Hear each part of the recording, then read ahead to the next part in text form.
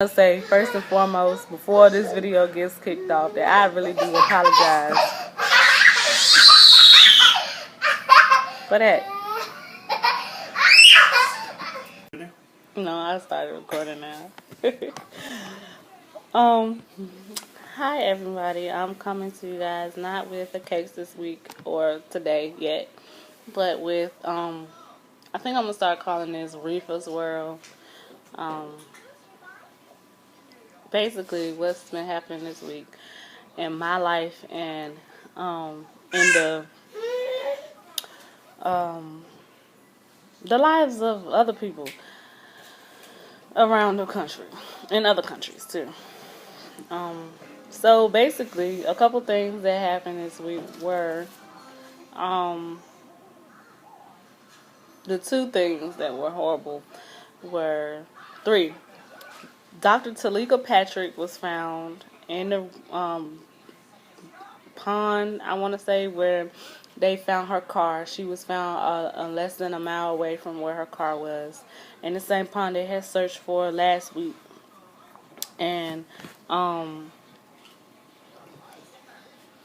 like they've been searching this same pond, but nobody could find her because the weather has been so horrible up in Michigan that they could not find her. The pond was frozen and they couldn't find her. Well, this week a fisherman was fishing and he found her body, and they did the autopsy and they found out that she was not that was in fact her. And on her, they found her car keys and $100. That the same $100 that her coworker had been known to give her. Had said that he had given her, or she had given her. The coworker gave her $100, and that's the $100 that they found on her. What else? So they did the autopsy, and in the autopsy they found out that she had drowned. The family was not accepting that, and they wanted a second autopsy done, which was done this morning or yesterday. I think it was done Friday. And basically that autopsy said the same thing that the first autopsy said, that she was drowned, and that right now they have not found anything that's flagging a foul play or that she was murdered in order to call it a homicide. But I'm going to go into detail on that in another video of the whole case. The second horrible thing that happened earlier this week was the sophomore in Pennsylvania stabbed 21 people, 20 were students, one was a teacher, and he's been charged as an adult. My thoughts on, I'm going to do a whole video on the Teleka Patrick case, so I'm not going to give my thoughts on that because I'm going to give my thoughts in that video. But my thoughts to this 16-year-old boy that was able to stab 20 people, nonetheless, only at certain schools did stuff like this happen to. And it's sad because you don't hear about African American kids or Hispanic kids going to school with weapons and hurting a group of their peers. You just don't hear it. That's Dimitri. Y'all saw him last week. You really don't hear it. And it's because in our communities we have, it's weird. I can't even say, like, I'm fiddling with the camera, so thank God he didn't kill anybody, but he was able to hurt his classmates and a teacher. That's as good as it's gonna get. So, like I said, we don't have these problems in our African community. Thank God we don't have problems like this in our African American community. We don't see these issues, but it's prevalent in the communities of Caucasian and white.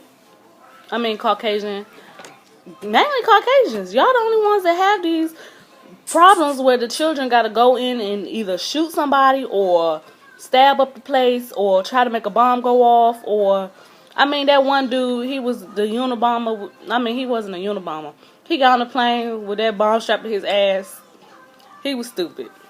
He was black or African, but he was colored. I'm gonna just say it like that. Us colored people, we don't really see this stuff. We don't really do things like this.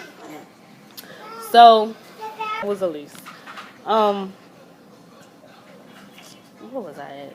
Oh yeah, so we don't have these problems. I don't know what to say about this. My heart goes out to all the people that were affected by this situation, but it could have been prevented because everybody is hollering that this kid was an average kid, and we don't understand why he did this. Oh no, somebody got an answer somewhere.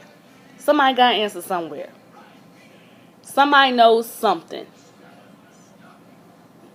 Something happened. Oh, yesterday, Friday, a busload of seniors were going to visit a college in California, and the bus caught on fire on the highway and blew them to heaven.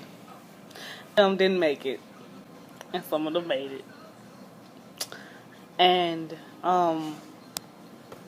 it's sad. So those students were having the time of their life, and some of them were sleeping. I saw a couple of interviews that were done where the kids said that they were asleep and they woke up, and the next thing you know, they was fighting for their lives. And I believe it, because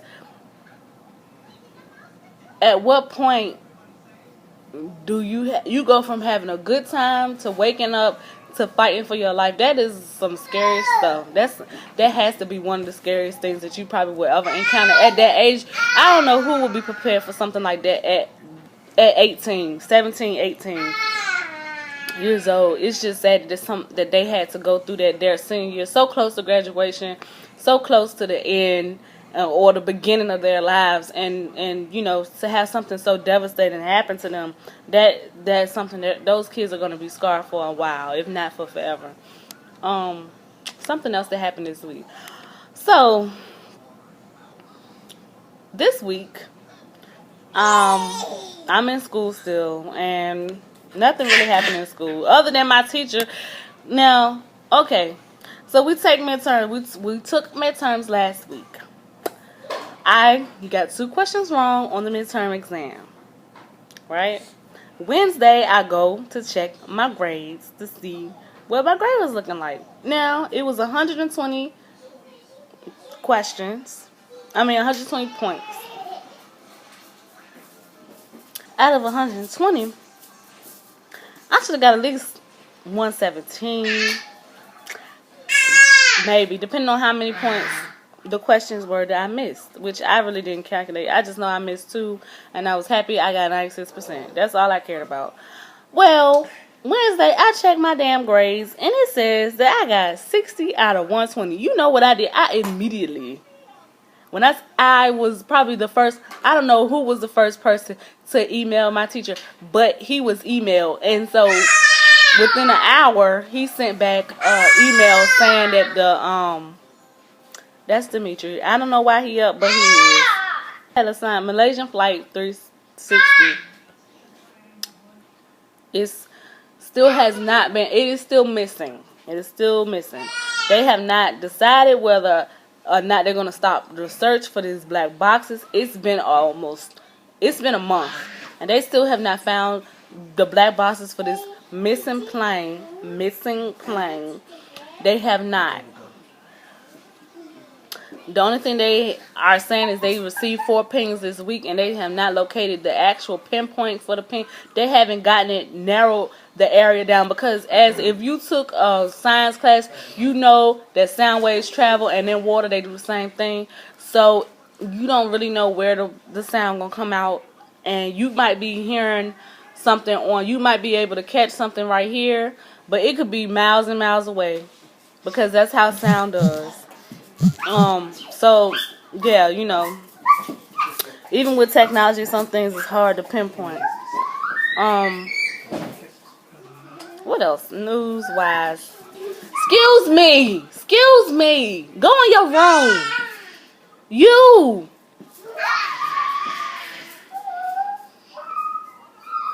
So the Malaysian plane, the high school field trip disaster, the sophomore that stabbed his classmates, and Teleka Patrick. Those are the 4 top news things. I'm not gonna say top or newsworthy, but those are the 4 things that I wanted to touch upon this time in Reefa's world. What's going on in my world this week? Because those things are the things that touched my heart this week. I build my friendships upon reciprocity. So what I give, I expect to receive, and vice versa. Many people have a different perception of friendship and reciprocity. They believe that as long as they do something, they're justified. Not a person you have. There are ways to show that person that you care, that you genuinely care. No one or well, I can't do this, so I'm going to. And I had a situation like that with somebody that I thought was close to me. And obviously, I decided to be an adult about the situation for dinner. And I left it at that. This week, it was brought back up. And I don't know about you guys, but I feel some kind of way when we have to discuss, when there is something important to be discussed, that it should not be discussed over a text message. 3 things should not be done over a text message. I'm pregnant. It's over. Personal shit. You see what I'm saying? If I got a problem with you type of thing. That's the 3rd thing that should not be discussed. I don't mean to be flipping y'all off. That's the 3rd thing that should not be discussed over text messages. Instagram, Facebook, none of that, all of that social media stuff should not have you need to do it old school when it comes to, you got an issue with somebody, you breaking up with somebody, or you telling somebody you pregnant. All that stuff does not be in a text message. Some things you just need to be woman and man enough to talk about on the phone. And, I mean, call me what you want. I'm 26 years old. That's the way I like to do things because I'm about my biz. Don't send me a text message if it's something that we have already discussed that I did not text you about first. Or this was not a conversation that we had during text messaging. Don't do. To me, it's disrespectful. It shows, if I'm talking to you about being around and I'm talking to you about at least having the decency to come to you and bring something to your attention, don't text me about it. Don't text me about it. That pisses me off. Something else that happened this week. Me and my cousin went out tonight. That's why I'm still made up. Me and my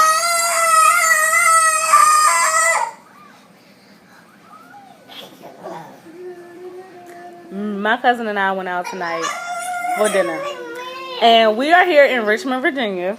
So we went to Blue Caribe restaurant. And I read the review. Okay, so check this out. We were supposed to go to the Caribbean Pot. Anybody out here in Richmond, Virginia that know exactly the location for the Caribbean Pot, please let me know. Okay? So it started out, me and my cousin going out to have dinner at a Caribbean restaurant. Because I wanted me some oxtails. Excuse me. I have not had some very authentic oxtails in a very long time. So I wanted some oxtails and red beans and rice. Now I make a good red bean and rice. Shouts out to my daddy. And I make a good oxtail. Shouts out to my dad. But ain't nothing like getting it from somebody that's been there, that's lived there, that has had that good greasy cast iron pot that your grandma used to have, and they putting them. That's what I'm saying. Like, it's nothing like that, okay? So I'm like, cool, we gonna go here. We look for. Okay, dude, I follow Siri, and Siri ass had us somewhere that we was not supposed to be. It was no restaurant over there, and it did not even look like. Now they give you a picture on the freaking website, on the Caribbean Pot website, so they must be still operating. If they got a picture and a phone number, right? I ain't think to call because I was already messed up because I was driving. She had me driving. So anyway, I'm like, okay, I don't know what Siri doing. Let me go to Google Maps. Not thinking, duh, Rochelle, Siri using Google Maps, right? Right. So she pulls up her Android and is like, oh, I got the address. So I'm like, thank you, Siri, for making me look like an asshole in front of this Android. Never fails. Every time I need you, Siri, where are you? You can't do me no good. Okay. Anyways, but I'm still team iPhone, so whatever. Anyways, we end up getting directions, and it's telling us to keep straight down where we were at and make a right. So I turn up in there, and the sign say Blue Caribe Restaurant, right? So I'm like, this ain't the same title. They must have moved or something, right? Then red flag number 2. As we're walking into the restaurant, there is a sign where the numbers are. It's completely different numbers from the address that I received from online from the Caribbean Pot website, right? So I'm like, oh well, damn! Did they move the location? We get in there. It's okay. It's nice. It's about 6 people that are sitting at the bar. Not even 6. It's about 4 people that's sitting at the bar. It's a Caucasian fella and a older lady that are staffing the bar. And the DJ has just walked in. He's probably been there for about 10 minutes. He's like, oh, well, my cousin asked, oh, so y'all playing music tonight? Yeah, we got some line dancing going on. I'm like, oh, snap, line dancing? This going to be our spot. So we excited. We like, oh, yeah, this going to be our spot, right?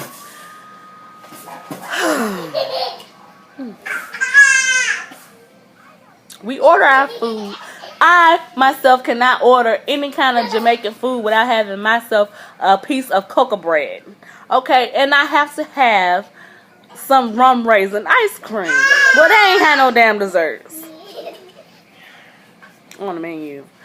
They didn't have cocoa bread on the menu. And they didn't have like fountain drink. Like, okay, some establishments don't have fountain drinks, but most establishments do. They have fountain drinks in case you're not familiar or you cannot drink something that is authentic to the native country, right? Well, not this store. They ain't had nothing, honey. I mean, they drink was. Whew. We order food. I ordered the oxtails with red beans and rice and cabbage, because that's how I always get it, right? She orders the jerk chicken, red beans and rice, and cabbage. We get our food. Only thing that was good was the drinks. And they better have been good because it was $4.50 for that drink. It was some kind, like it was a strawberry ginger lemonade. It was really good. I'm not even gonna front. It was awesome.